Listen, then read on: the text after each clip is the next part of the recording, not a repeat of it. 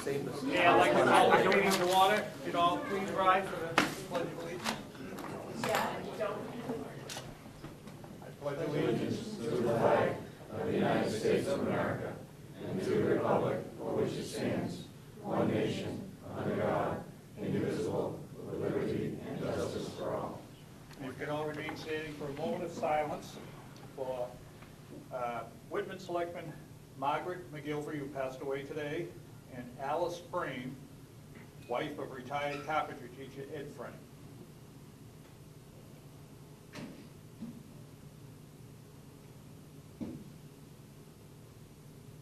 Thank you very much.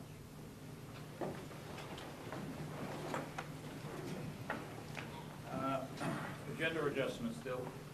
There will be no executive session meeting after the meeting. I'll entertain a motion to approve the minutes. I'd like to make a point on the audit committee minutes. I've amended them to include Tom. He wasn't included in the attendance at the audit committee, so we'll just read them as the amended audit committee meeting. I make a motion we approve the regular meetings and the amended audit subcommittee meetings. Minutes. Hanson, Whitman. All those in favor, say aye. Opposed? That's for both sets, right? Yep. Okay, now we have student of the month, Glenn Davis. Glenn, would you come up there? One, this way, Mr. Okay. We'll go over here. We'll stand in front of the Whitman. How's that? Excuse us, please. Oh, we have to be there so your sister can watch. Okay. Is that okay, G? Okay. I'd like tonight to introduce Glenn Davis. Glenn Davis is a student of the month for October 2011. Glenn is a senior in our electronics program and from the town of Whitman. Glenn Davis has been nominated for Student of the Month by the staff of South Shore Vocational Technical High School. Glenn is a 12th grade student, as I said, in electronics from the town of Whitman. Rather, it is academic or vocational classes or extracurricular activities.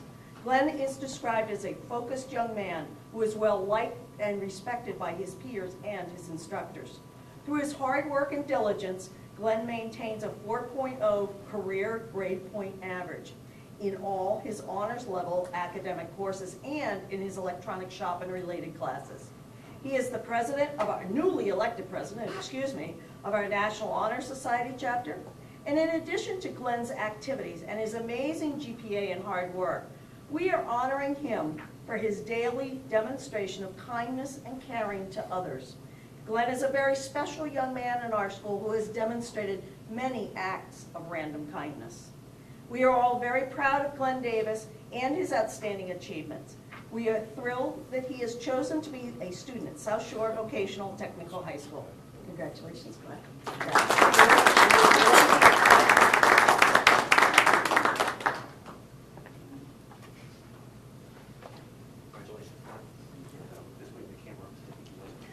So we have a lovely bag, we have a water bottle, and we have some pens and pencils. I don't know the electronics, you're going to need the pens and pencils, but we need them.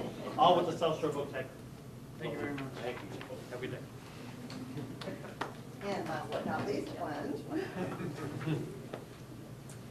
South Shore Vocational Technical High School Student of the Month is hereby granted to Glenn Davis for excellent performance, granted on October 19th, 2011.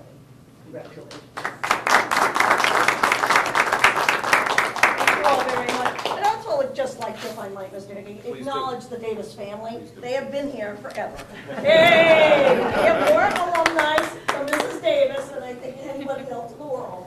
So thank you so much, Mrs. Davis. Thank you.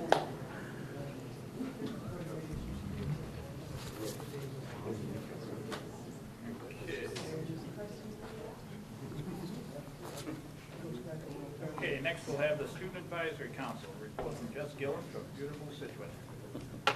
Hello, everyone. So this month is actually a really busy month for Student Council right now.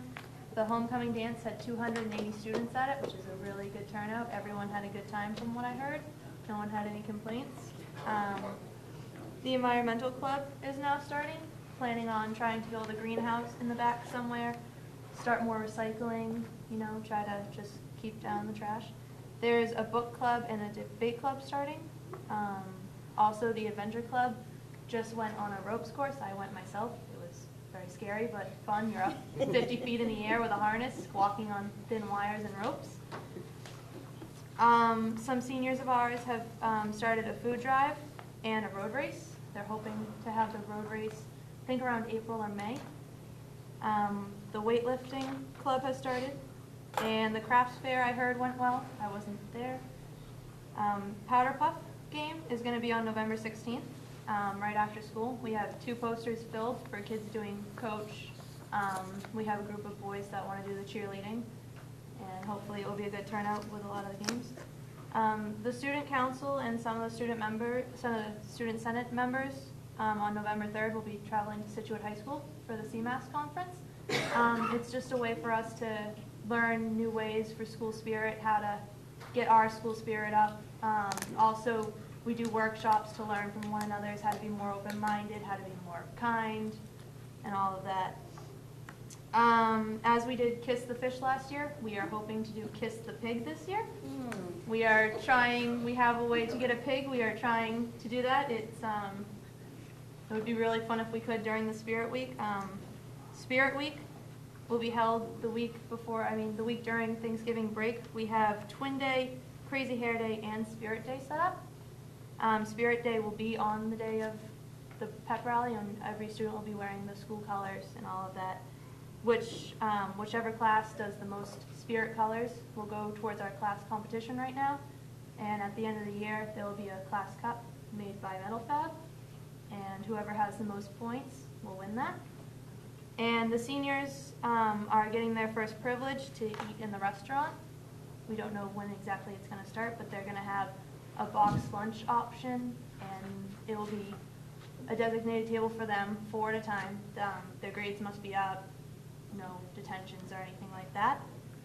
And also, we are starting a program with South Coastal Bank. It's a junior board of directors.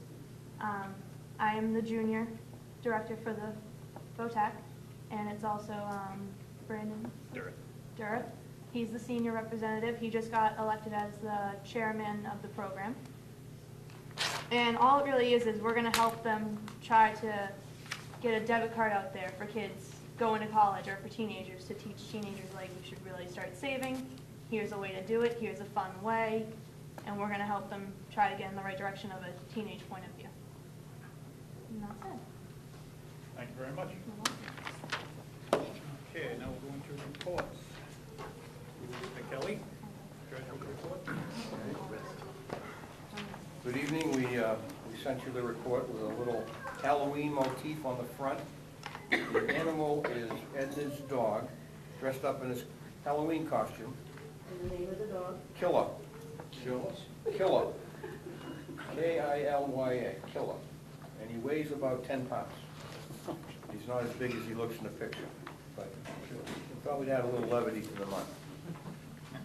So turning on to page 1, the summary of our financial position, you can see that we are okay as far as cash in the bank is concerned.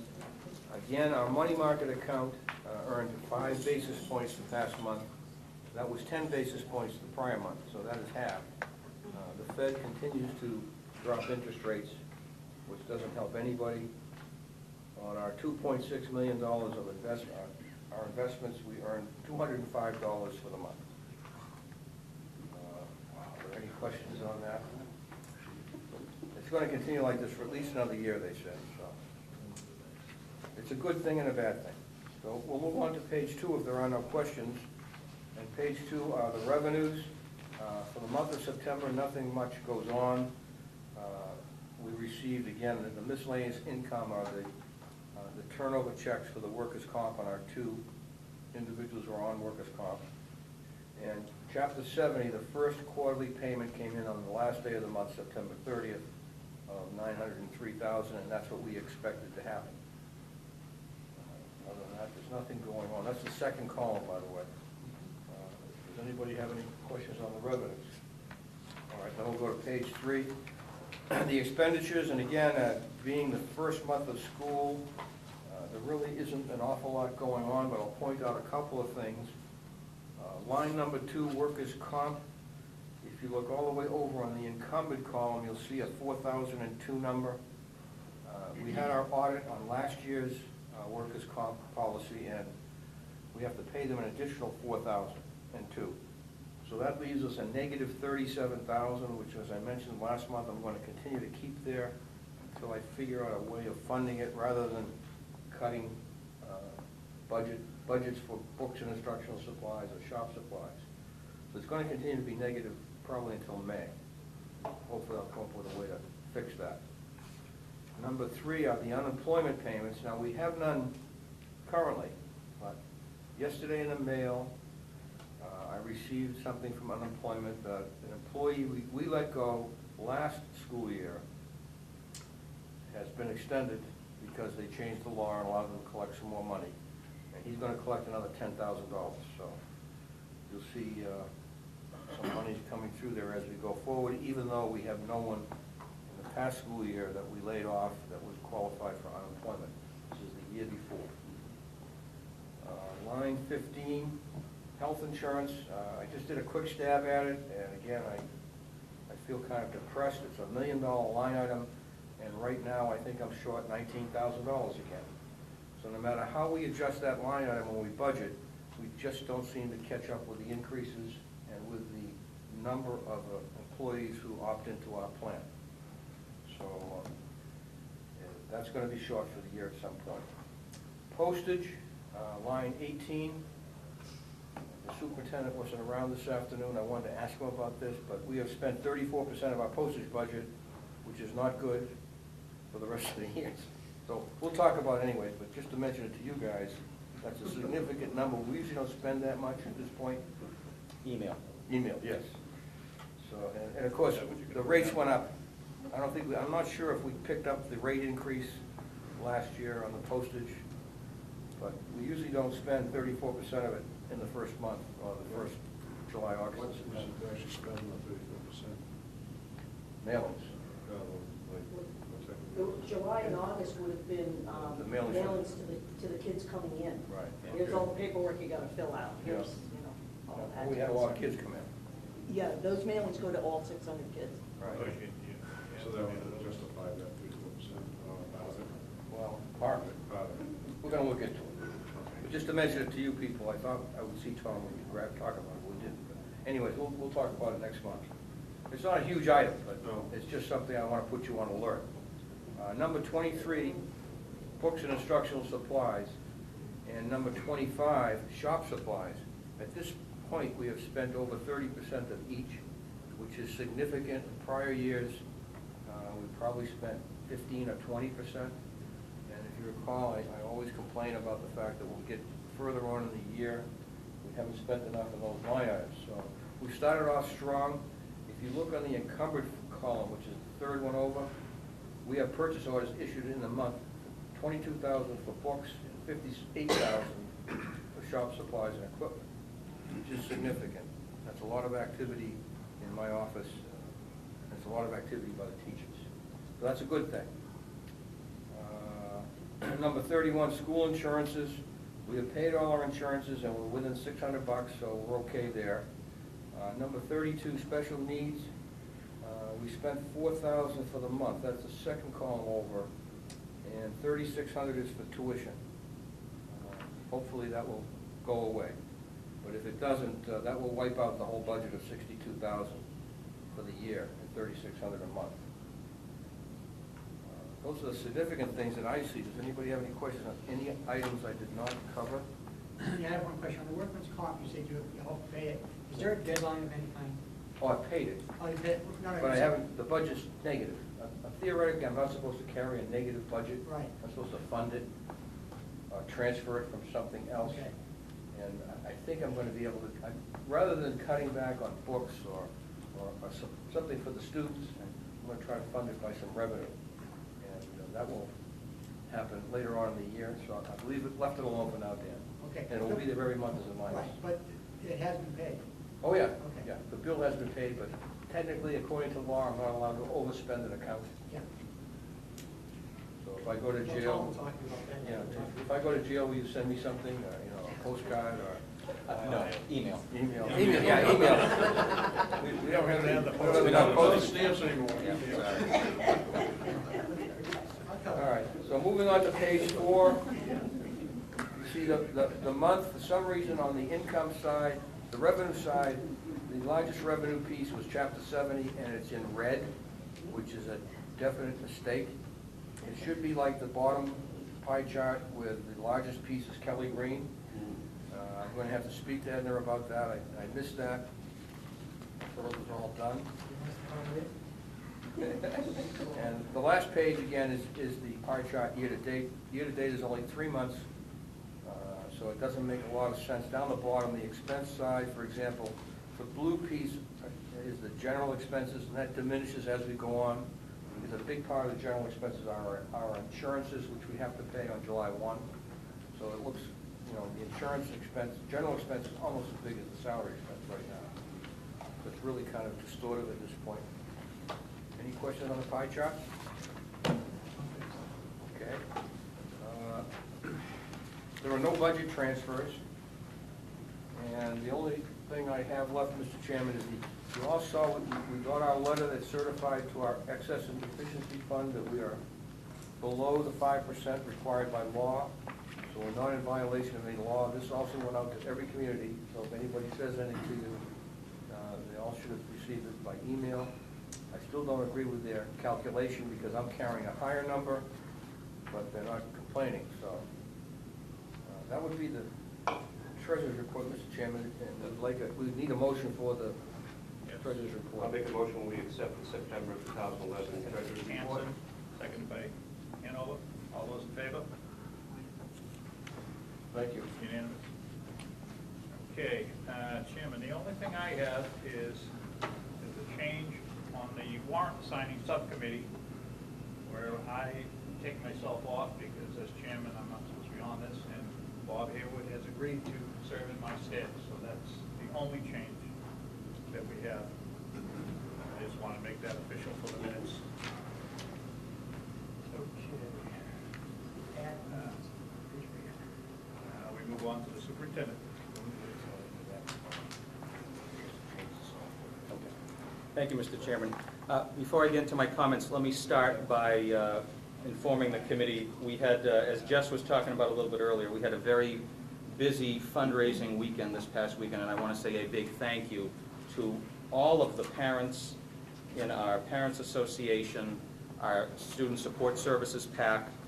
On Saturday, we had our craft fair. We raised over $7,500. Adele Leonard, whose son and daughter went here to South Shore, she currently has no kids here. She has stayed on to assist with this fall fundraiser. It was a great success. Followed the next night at Barrett's Haunted Mansion in Abington, where we were able to raise $1,000 there with volunteers dressing up and scaring people all night. And that was a great success. And then last night, Margaret was with a group of parents for a presentation called Gut Teens on adolescent issues. We had over 50 parents from the school come to that. A very active series of days, and it's a credit to our parents who made it all happen. So I want to say thank you to them. And before diving in, I also placed on the top of your correspondence file, only because it's time sensitive, an invitation from the Whitman-Hanson School District about a couple of educational forums that they're running. And I'd just like to yield to Mr. Chairman, to Dan for a moment, just to speak to that. Yes, thank you. Whitman-Hanson, Jeff Deal, our state rep, has brought to Whitman-Hanson a film called Race to Nowhere. And once the film is shown, there'll be a question and answer period for all who attend, if you have any questions. And what it's about, the film, is the way the United States is going about teaching the children. That we're teaching to tests and not really educating the students, to the fact that it's almost like going back to basics the way we used to do it, say, when I was in school back in the 50s. But it's an interesting, I went online to see some of the film clips of it, and it's very interesting, very informative. I was with Bob Hayes, the chairman of the school committee, this afternoon. He sent out, although it's short notice, an invitation to all school committee teachers, to all the parents who want to attend and can ask questions. They have plenty of room in their auditorium, and it should be an interesting night. I have a number of questions on some of the parts of the film I saw, and I'll be asking questions myself. So it should be a good evening. Thanks, Dan, and I'll also be attending that tomorrow night.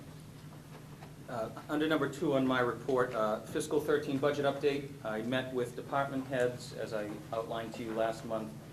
They are beginning the budget process, working with members of their departments, and I'll be looking for budget recommendations after the fall advisory committee meetings in mid-November, and then we'll be preparing recommendations and ideas to bring to the committee in December. Number 3, policy manual update. I received from Jim Hardy, the policy director at the Mass Association of School Committees, a series of recommended policies that we will begin reviewing through our policy subcommittee. And so starting with next month's agenda, I hope to bring you a series of policies for review.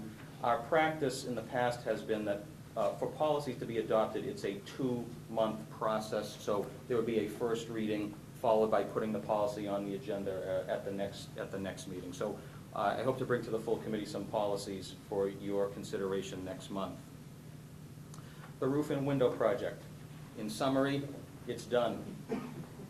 Thankfully, we are at the point now where we are doing a very small punch list. The rooftop unit that I talked to you about last month is operational over the 200 wing. We will have there will be a couple of meetings where all of the principals involved, including our project manager, will be working on the final numbers for the job. In general, it looks pretty good. We did not have to go that deep into our contingency, so I'm looking forward to seeing some favorable numbers. Bob is certainly interested in finding out some numbers because he needs to take action on debt restructuring and whatnot. But that should be, we should conclude all that business before our November meeting, and I should have some documentation for you to speak to that. And in your correspondence file, there's a monthly update with some pictures from October. Also included in your packet are 2 retirement letters, one for drafting instructor Ralph Guerra and special education instructor Gene Bumpus. Ralph's retirement date will be during the course of this school year. It will be on March 1st. And so we'll be looking for a long-term substitute position to fill the position for the remainder of the year.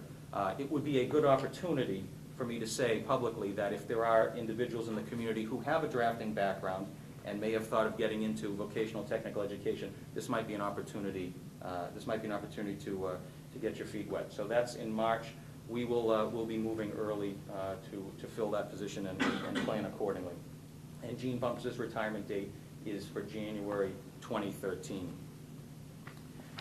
Item 6, capital update. I just wanted to mention to you that through a combination of your help with surplus revenue from fiscal 11, along with a successful Perkins grant that Pam wrote, I should be able to purchase, rather than bring to you as a capital item for fiscal 13, I should be able to purchase another 14-passenger activity bus for our carpentry and HVAC shops for them to use, which is an absolute need considering the trailer that carpentry needs to pull. So I wanted to keep you informed of that. We have a bus bid opening tomorrow. That was the other capital item that you supported from going into this budget year to replace a regular-sized school bus. So I should know what the figures are on that as well. Item 7, MCAS and AYP update.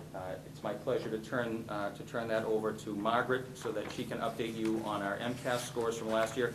And I direct your attention to document number 9, which is a series of slides that Margaret will walk us through.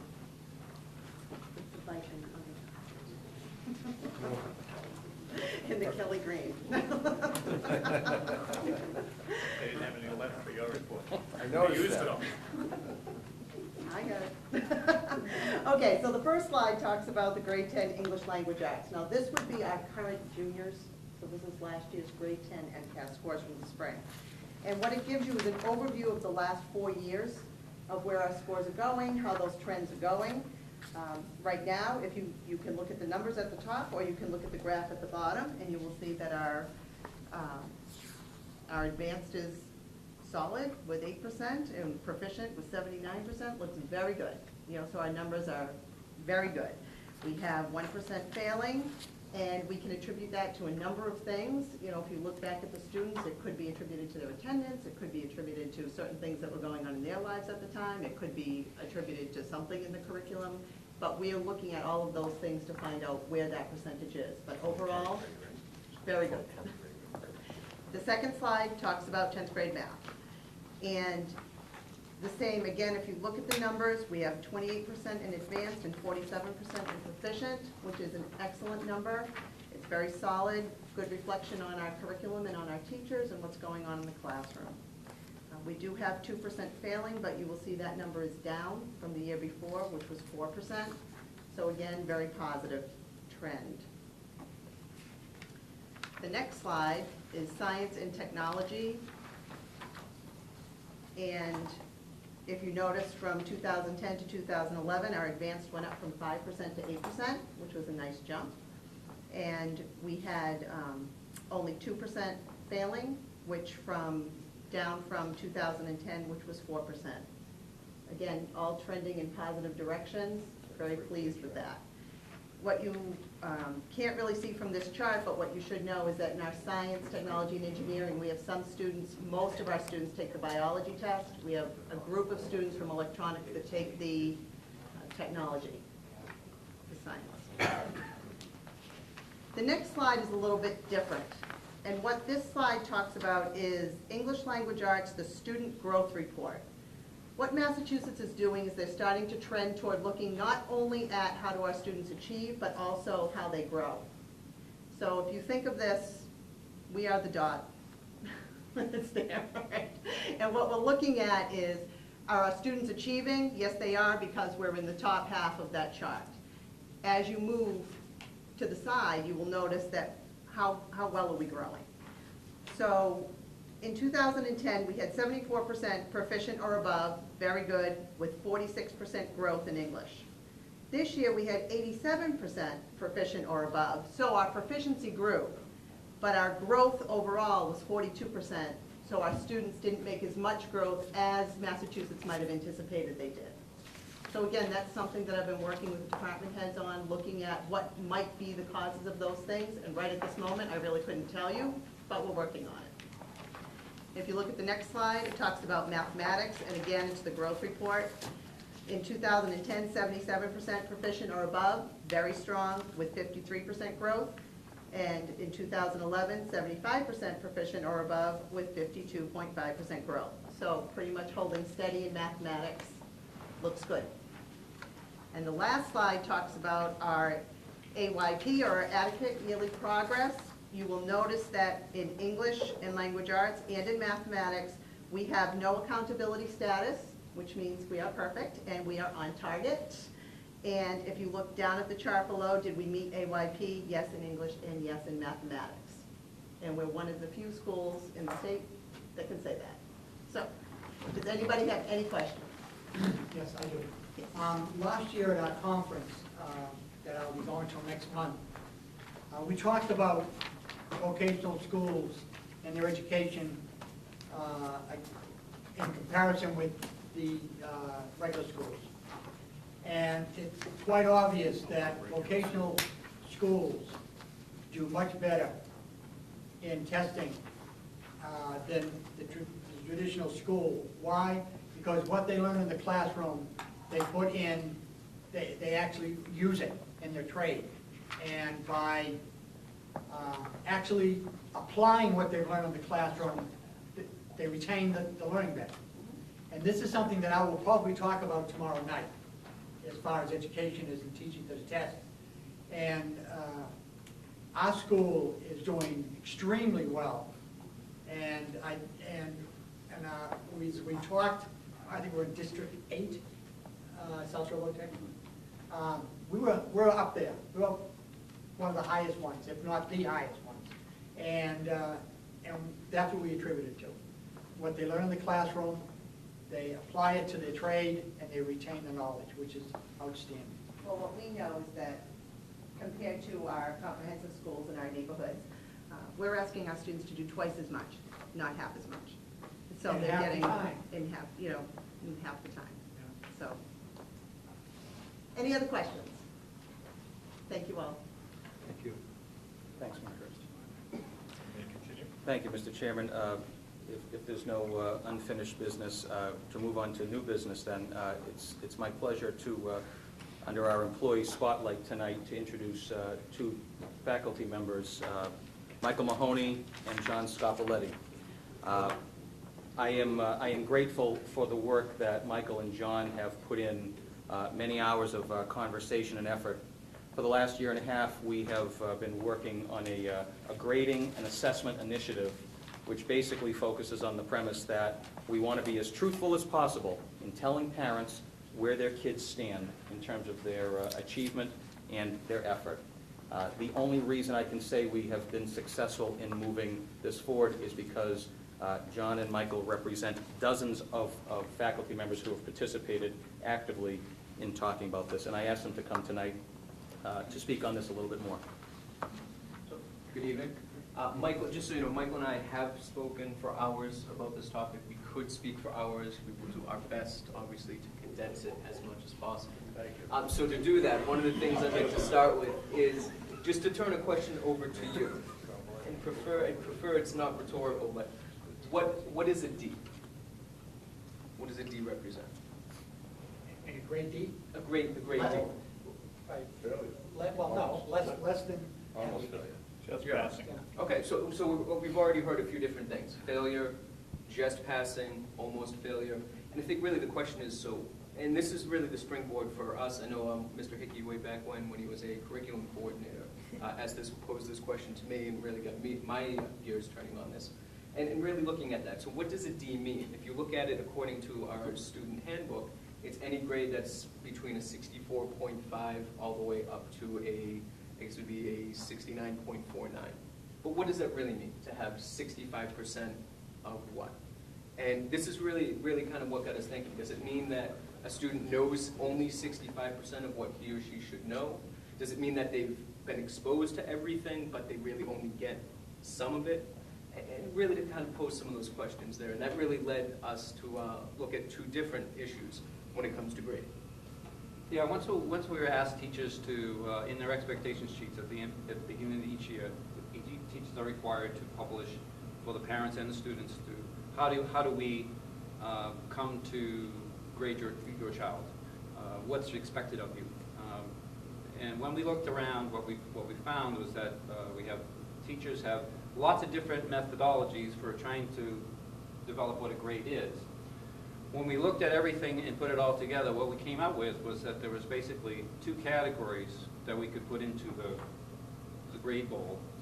And those two categories we came up with were called achievement grades and work habits grades.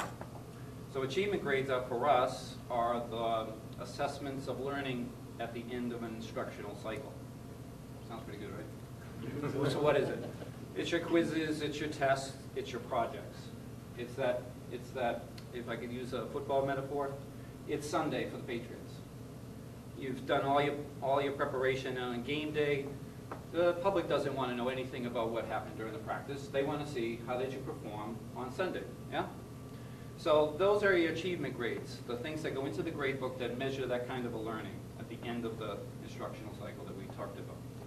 The work habits grades are all that practice and procedures that go in during the week. That's the Monday practices and the Tuesdays, and Belichick's laying out the plays, and let's run it and run it and run it until we get it right. That's what happens in the classrooms of all the teachers in the school, no matter on the academic side or the vocational side. So we were able to bunch those two into two categories. From there, the interesting things begin. And that was how much of a grade, how much weight should we apply for those grades? How much should the achievement grades be worth on the academic side of the house? How much should the achievement grades be worth on the vocational side of the house? And we came up with some interesting conversations along the way. So for the last year or so, what we've asked the academic teachers to do on their side of the house is no more than, at least 70% of the grade has to come from those achievement grades, those quizzes, tests, and projects. And no more than 30% of the grades should come from the work habits parts. And the work habits, I don't know if I actually clarify those. Work habits being homeworks, preparation for class. Are you bringing the necessary tools, whether it's work boots or pencil and paper? Class participation, if the teacher wants to measure that, those kinds of things. Right, and another way to think of it is achievement grades are those grades that reflect ability according to the frameworks, according to the standards. So I'm an English teacher, so when it comes to reading, when it comes to writing, when it comes to oral presentations, what can a kid do for that? The other stuff, which, in my personal opinion, is equally important. What's their attitude? What's their participation? Are they getting their homework in? Are they being responsible? Those things would fall under the work habits grade. And what we've been able to work on really in the last few months, working with IPASS and the technology that we have available to us, is to be able to, in theory, easily report out those 2 grades. So for example, in English on a report card, you'll see an achievement grade. You'll see a work habits grade. And importantly, you also have a combined grade that will be there as well. And obviously that deals into issues concerning transcripts, concerning GPAs for colleges and everything else. But it really opens the doors to what matters for us as teachers, what matters to the students, what matters to, say, co-op employers as we go through this. And there have been a couple different ideas that have been rattled around for that. If someone has a failing work habits grade, should they be allowed to go on a co-op? Which is probably a valid question. Versus other things, whether it's scholarships or things of that nature, should it be the achievement grade that matters more? And I think really one of the final things I'll say before I turn it over to Michael and then to any questions you might have is this is not just a localized thing that's happening here at SSVT. This is happening all across the country. I know Mr. Hickey's been in touch with people in Kentucky, and certainly there are a lot of places. There's been a lot of research done on this. But the thing that's very exciting for me, and I know for Michael as well, is that there really is a big groundswell of support among the staff here.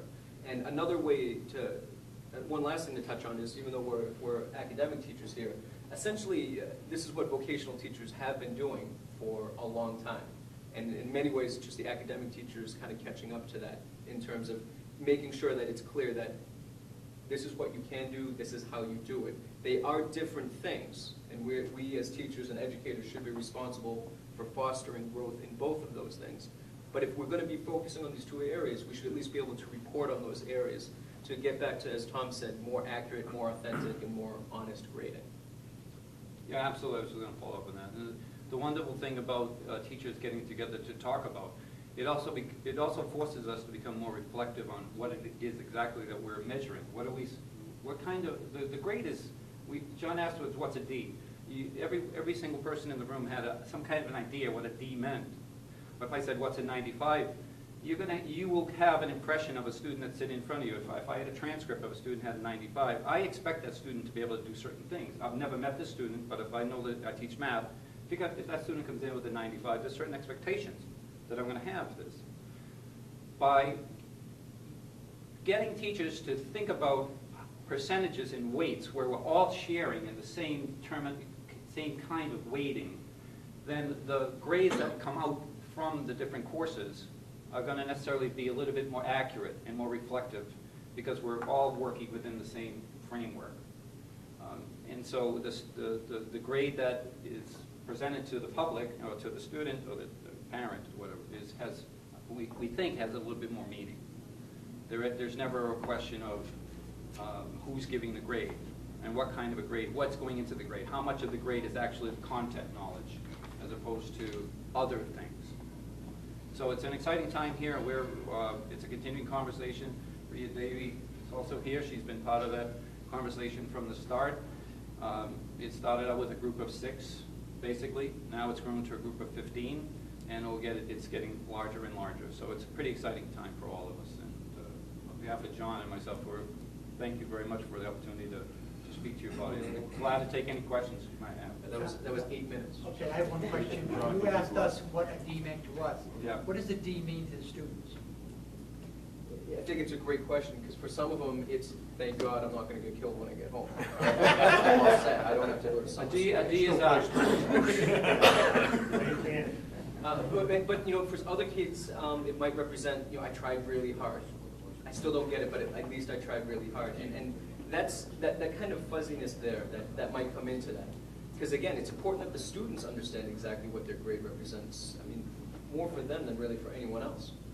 And so hopefully that's what this initiative is going to do. And when you have parent-teachers conference, do you relate the same, what you related to us to them? Because myself as a parent, my kid would come home from school with a D on a certain subject. I'd look at him and I'd say, you're not doing your job, right? That's my perception of going to school in the 50s. Oh, absolutely. Right?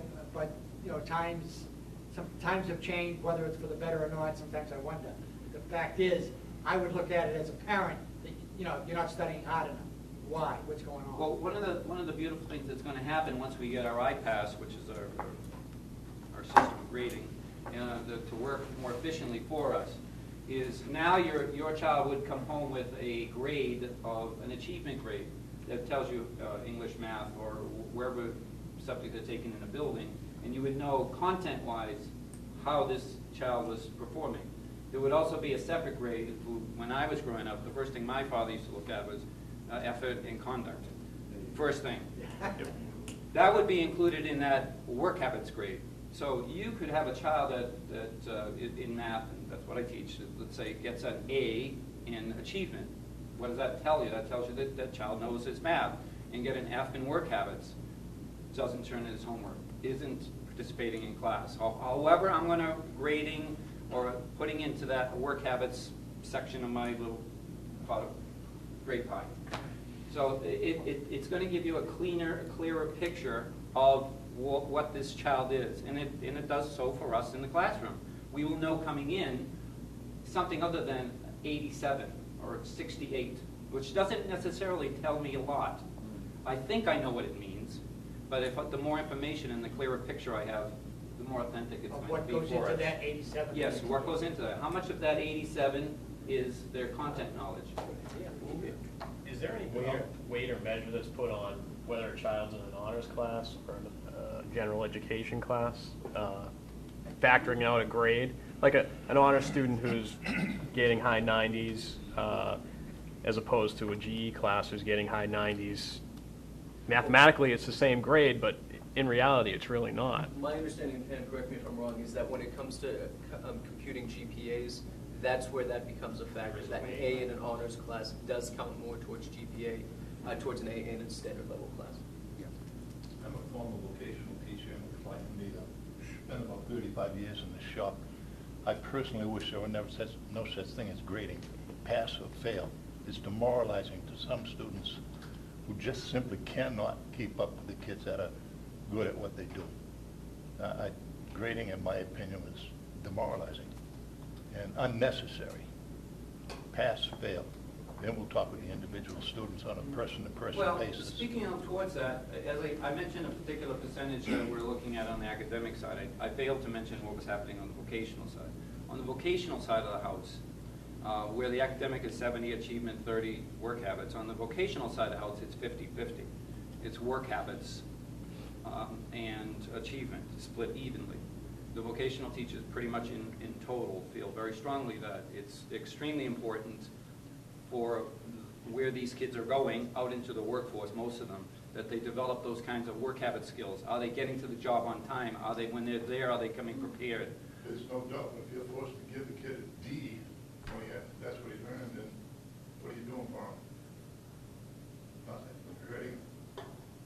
Look at my peers are constantly getting A's, etc. I'm always getting B's. Why? You know, I can't keep up. I don't want to be there. Well, if I could just speak to that, that's hopefully something that this system will help address a little bit more.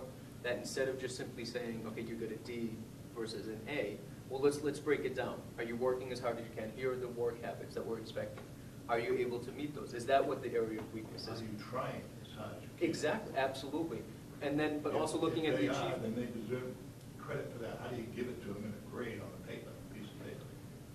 That's part of their work habits. Michael, Yes, can I butt in for a second? absolutely. One thing that, no offense, I think you did a great presentation, but one thing that has come up many times in our conversation is from the vocational side. The vocational teachers stressed how important they wanted an equal balance between achievement and work habits. And I think it speaks a lot to what you're saying, Mr. Thompson, in that, you know, the work habits, the employers, they've said this also, employers want to hire the kid who is showing up every day, on time, prepared, working their tuchus off. They can train them for whatever job they can use them for, but they can't train somebody who doesn't show up. And so having it split more evenly would give a better impression on, is this kid employable? From a shop perspective, many people have said that's important. Anytime I ever had kids who are in co-op, I always had a personal discussion with the individual employer and leveled with them. In the brief amount of time we've had, we haven't even mentioned the word standards or competencies, and if you'd like to have us back for an hour or two, we would be more than happy to get to all of that, which would be addressed, but I hear what you're saying, absolutely. If I may, I just want to thank the entire administrative team who's been unbelievably supportive of all of these. Absolutely. I mean, just really above and beyond. Has really given us free rein to go and try to Experiment and try to bring out the best in what we can do as a team, as a set of people and teams in the building. Yeah, I'm a vocational graduate before God, but I'm just the opposite of Lynn. I believe there should be a grading system in the vocational part as well as the academic. I know, and I've had children go through, not vocational schools, but regular schools, and it gives that student that has a little more difficulty learning sort of a built-in push. I've got to do better. You know,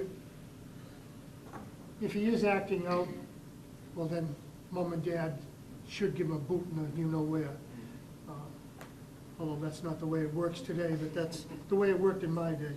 But it gives that lower performing student the ability to say, hey, this kid can make it. Now I had one of my children was that way. He had to bust his hump for every grade. And he worked and he worked and he worked. He finally got his master's degree and everything. And right now he's a vice president of a college in Maryland. You know, and his brother sailed through Holy Cross with no problem at all. But Mike had to work his butt off, and he's doing better than his brother is. You know, he's managing the whole university down there. To a large extent, to riff off of what Rhea was saying, I mean, that's exactly the whole point of this, is instead of just a kid, say, for example, getting a C, you know, you're able to acknowledge and give proper credit, proper recognition to those kids that do have those great work habits. See, we didn't have D's when I went to school. You had A's and B's, C's, and then there was an F. You didn't make it. Sometimes the D is often been called the coward's F. I think it was a watering down of the grading at one time. It's not mine. I got that from Mr. Higgins. But I think you're doing a great job. You know, I've been here long enough. I support the school 100%. And I'm old thinking, but thinking modern enough to go with this stuff. So, great job, guys. Thank you. Yeah, this is why it's a fantastic place to work, and this is what gets me out of bed in the morning. I thank you, Rhea, thank you for your comments. We want Margaret to keep reporting, as she did tonight on those bar charts, what our teachers are doing by being accurate about what our kids' strengths are. We can intervene sooner if they're struggling and continue that success. So thank you both very much. Thank you. An A and an A. You can stay and listen if you want. Was that an A on presentation? Oh, absolutely. Mr. Chairman, if I could just continue under new business, I'd recommend a motion to surplus a 2000, it should be a 2000 International 3800 bus. I make a motion, we surplus the 2000 transportation bus.